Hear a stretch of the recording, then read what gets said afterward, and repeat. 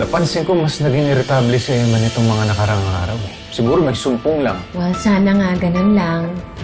Not something na mas malala. Hindi ko kailangan na mag-alala kayo sa akin. Okay lang ako. Pero yung ginawa mo sa anak natin, hindi okay yun, ha? Alam mo, matindi yung pinagdadaanan niya, tapos sasaktan mo siya. Eh, hindi naman mangyayari yung kung di nakailam si Jade eh. Itodo na natin ang kapraningan mo. Sino nga ba ang tunay na baliw? Ikaw! Bakit buhay ka pa? Emma, ako to si Jade. Oh, patay! Emma!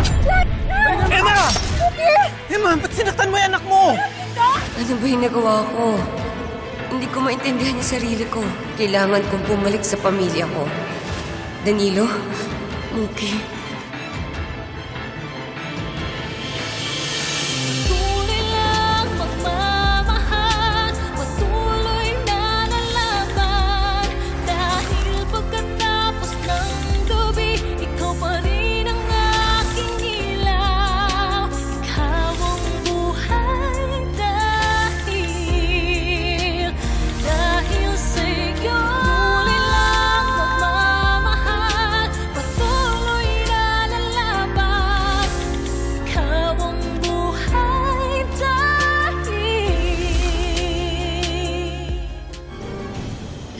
Tatayin po ba yung sugat ko? Tahan na, anak. Kayang-kaya mo yan. Kaya mo yan. Ha? Tinuruan po ako ni nanay na maging matapang.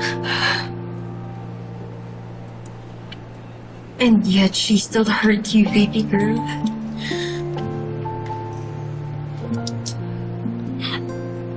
Tay... Tay, ano po bang nangyayari kay nanay? May nagawa po ba ako? May hindi po ba ako nagawa? Anak, teka na, huwag mo sisihin sarili mo. Wala kang kasalanan.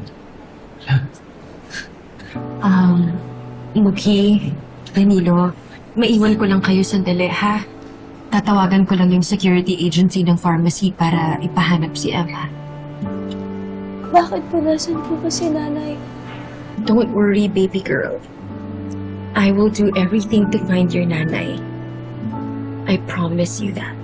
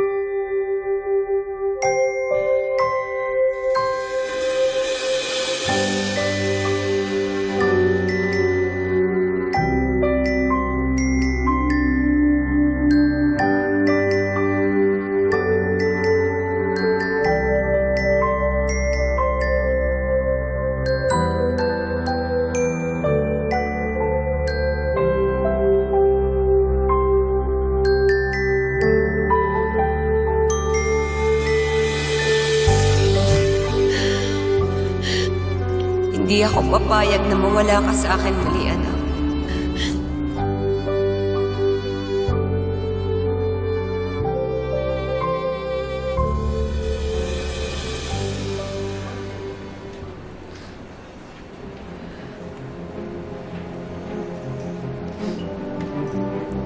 Thank you, nurse. Salamat po. Anak, Tay, ano na po kaya nangyari kay nanay? Mamaya po may nangyari na pong masama sa kanya. anak. Matapang at malakas ang nanay mo, kagaya mo. Kaya isipin na lang natin na sana okay lang siya. Muki, Jade, Danilo, I'm so sorry. sorry saan? Pakiramdam ko kasi kasalanan ko ang lahat ng to, eh. Dapat siguro, Naisip kong ipa-check up agad si Emma nung napansin ko na may kakaiba sa kinikilos niya. Ano pong ibig niyo sabihin? Well, obviously, Emma is not in her right mind. Wala siya sa katinuan ng kanyang pag-iisip. I'm just very lucky that I survived, pero ikaw, Mookie, sinaktan ka rin niya. Hindi ko mapapatawad yung sarili ko kung hahayaan ko na lang na maging ganito yung kondisyon ni Emma. Kailangan natin gumawa ng paraan. What are you suggesting po, tita? Once na mahanap natin si Emma, kailangan natin siyang ipa-confine sa isang private psychiatric clinic.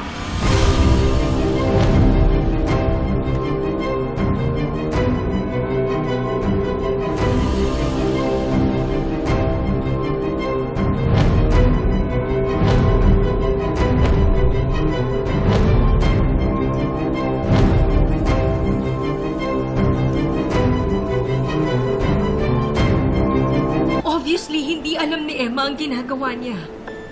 Muntik niya na akong mapatay. Sinaktan din niya si Mookie. Teka. Hindi ko pa madidesisyonan yan, Jade. Kasi... I know, Danilo. Pero kailangan nating magdesisyon kung ano yung mas makakabuti para kay Emma. Hihintayin pa ba natin na may magawa siyang mas malala? Paano kung may masaktan siyang ibang tao? She's even a danger to herself. Tita, baka naman po pwedeng mag-therapy session na lang po si nanay sa bahay. Kaya niya naman po yun eh. Promise po, sa bahay na lang po si nanay. Okay, baby girl. I know it hurts.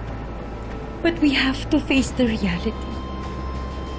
Kahit ako nalulungkot ako every time I think about it, but your nanay has become someone we don't know. Pero tita, ayaw ko po may walay sa kanya. Teka, pwede ba wag muna natin pag-usapan to? Antayin natin mahanap muna si Emma. Pasensya na. Sobra kasi ako nag-aalala sa asawa ko eh. It's okay, Danilo. Hindi mo kailangang humingi ng pasensya. You have every reason to be upset. At huwag kayong mag-alala. Tutulungan ko kayong mahanap si Emma. Pangako yan.